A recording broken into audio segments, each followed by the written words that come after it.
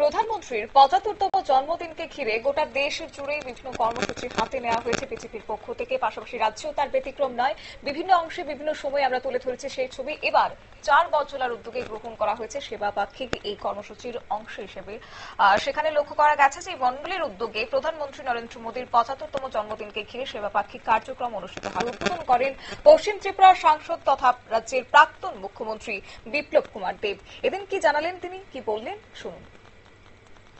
আমি তো প্রতি শ্রোতামানা কেমন ধরি এটা আমি বলি না, অবজার্ভ করতে থাকি নেতার মধ্যে কতটা ম্যাচুরিটি আছে, কতটা শিখেছে, কতটা বোঝে, আর কতটা আগে যেতে পারে।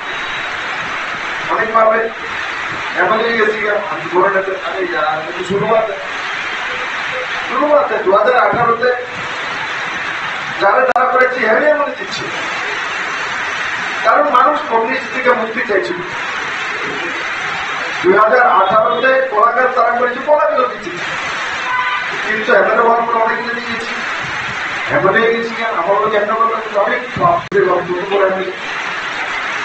পুরো এরিয়ার মানুষের নাম জানে না, 5টা মানুষের নাম তৈরি করতে এমএলএ কিন্তু হয়ে গেছে। নেতা হওয়া এত সোজা নয়, নেতা হওয়া।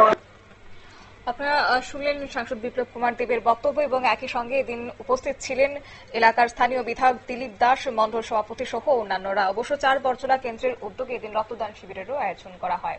নিয়ে নিচ্ছে ছোট্ট একটি বিজ্ঞাপন বিরতির সঙ্গে থাকুন।